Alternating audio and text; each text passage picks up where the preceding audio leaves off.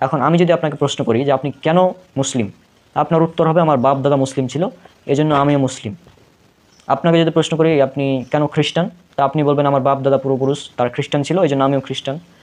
একইভাবে যদি আপনাকে জিজ্ঞেস করে আপনি হিন্দু কেন, তা আপনিও বলবেন যে আমার বাপ দাদা পূর্বপুরুষ তারা হিন্দু ছিল, এই জন্য আমিও হিন্দু। কিন্তু এই প্রশ্ন যদি আমাকে করেন, ব্রাদার রওনাককে যদি প্রশ্ন করা হয় যে তুমি মুসলিম কেন, তা আমি বলবো যে আমি 2019-20 সালের আগে 2020 সালের আগে আমি ছিলাম মুসলিম, কারণ আমার বাপ দাদা মুসলিম ছিল। এই কারণ তো আমি এখন দিন সম্পর্কে তেমন জানতাম না। 2020-এর আগে আমি ছিলাম মুসলিম, কারণ এটা আমার বাপ দাদা তারা যেভাবে পালন করেছে আমি করেছি। আমার বাপ দাদা হানাফি মাযহাব অনুযায়ী ইসলাম পালন করেছে, আমি সে অনুযায়ী করেছি 2020-এর আগ পর্যন্ত। কিন্তু 2020-এর পর থেকে আমি আহলে হাদিস, যদিও নিজেকে আহলে হাদিস আমি বলেছি 2022-এ শেষের দিকে এসে, তারপরেও এটা কেন, কারণ আমি কোরআন হাদিস পড়ে দেখেছি, বিভিন্নভাবে খুঁজে দেখেছি, এবং পেয়েছি যে ইসলাম ধর্ম, প্রথমে পেয়েছি ইসলাম ধর্ম এটা হচ্ছে সঠিক, ইসলাম ছাড়া অন্য কোনো দিন এটা সঠিক নয়। কারণ অন্যান্য ধর্মের যদিও এক ঈশ্বরের কথা আছে, তারপরেও পরস্পর বিরোধী অনেক কথা রয়েছে হিন্দু ধর্মগ্রন্থের মধ্যে, অনেক বৈজ্ঞানিক ভুল রয়েছে, বাইবেলের মধ্যে অনেক অশ্লীলতা, হিন্দু ধর্মগ্রন্থের মধ্যে অনেক অশ্লীলতা ইত্যাদি বিভিন্ন ধরনের অশ্লীলতা রয়েছে।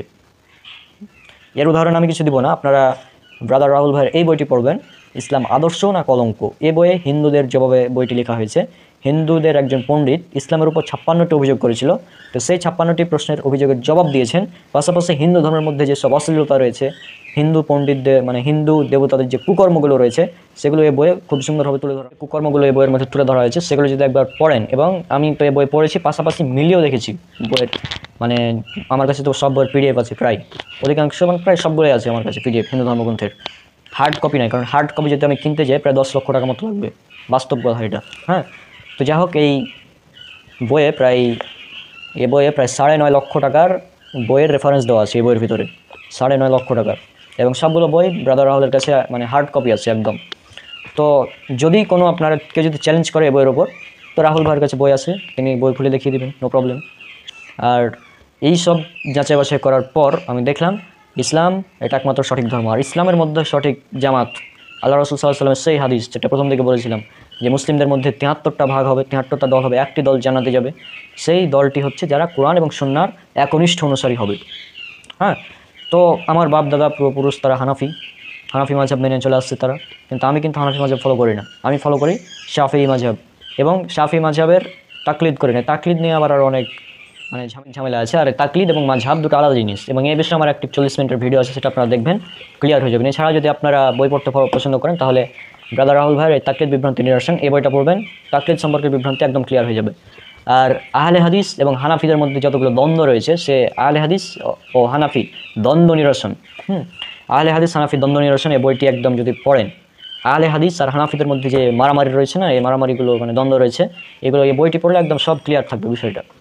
হ্যাঁ, তো যাই হোক, আমার ফ্যামিলি থেকে এখন আমাকে অভিযোগ করার কোনো সুযোগ নেই যে রনক তুমি মুসলিম কারণ তোমার বাপ দাদা মুসলিম, এটা বলার কোনো সুযোগ নেই। আমি মুসলিম, নিজ চয়েস মুসলিম, আমি নিজে কোরআন সুন্নাহ পড়ে নিজে সত্যকে জানতে পেরেছি, এই জন্য নিজ চয়েস আমি মুসলিম, আলহামদুলিল্লাহ। আর অধিকাংশ মুসলিম তারা বাপ দাদার থেকে পেয়ে গিয়েছে, এই জন্য মুসলিম। অধিকাংশ মুসলিম তারা নিয়মিত 5 ওয়াক্ত ফরজ সালাতে পড়ে না, অথচ তারা বলে আমরা মুসলিম, বাপ দাদা থেকে পেয়ে গিয়েছি, বাপ দাদা মুসলিম ছিল, আমিও মুসলিম, নাম মুসলমানের, তো আমিও মুসলিম। বিষয়টা এমন না, আমাদের ইসলাম সম্পর্কে জানতে হবে, এবং আমি দীর্ঘদিন ধরে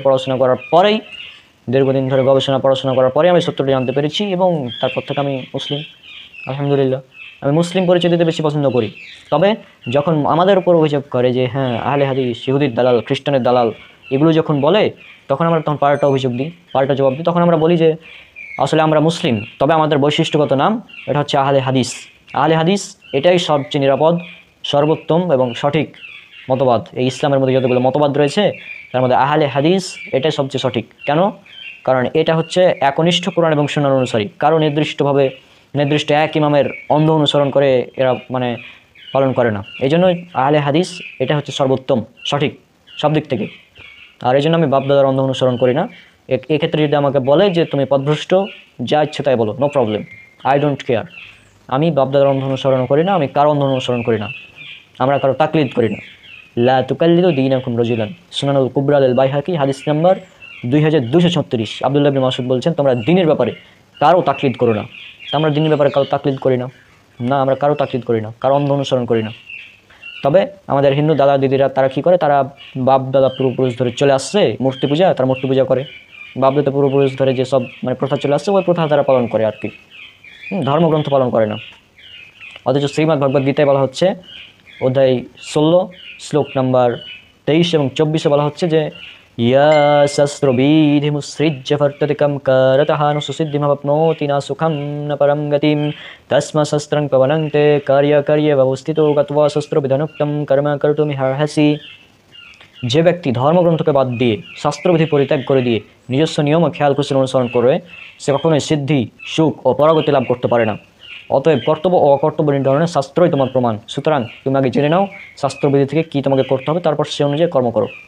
ধর্মগ্রন্থ পালন করতে বলা হচ্ছে ধর্মগ্রন্থে, অথচ এরা ধর্মগ্রন্থকে বাদ দিয়ে নিজস্ব নিয়ম পালন করছে, নিজস্ব নিয়মে মূর্তি পূজা করছে। অথচ বলা হচ্ছে লোকে যে পরিমিত লিমিটেড বস্তুর উপাসনা করে এগুলো আসলে ঈশ্বর না, ব্রহ্ম না। তো যাই হোক, মূল কথা এটাই যে আপনি যতই এদেরকে বুঝান তার কখনোই হক গ্রহণ করবে না, সহজে হক গ্রহণ করতে চাবে না। কারণ সত্যি হক পথ পাওয়া অনেকটা কঠিন। এটা আর হকের ওপর টিকে থাকা আরও কঠিন। পাওয়াটা যত কঠিন তার চেয়ে বেশি টিকে থাকা বেশি কঠিন।